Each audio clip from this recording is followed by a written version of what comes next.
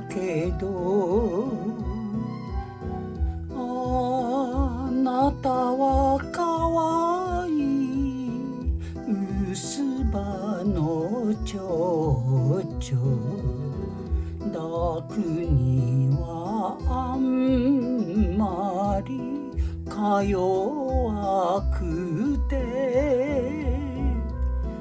悲しく見送る嵐山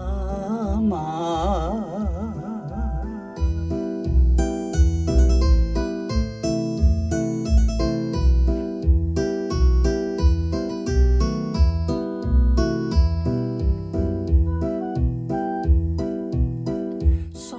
やさやと嵯峨野の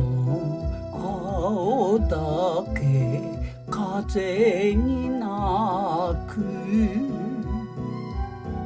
あなたの来ない日寂しいゆべ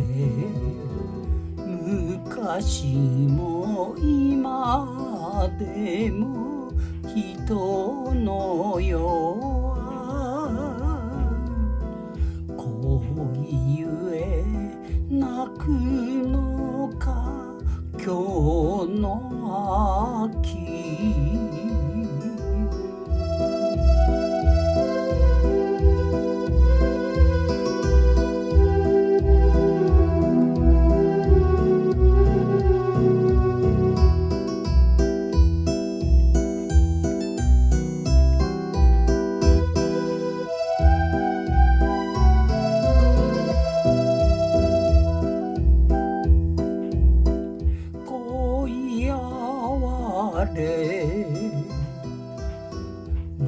残る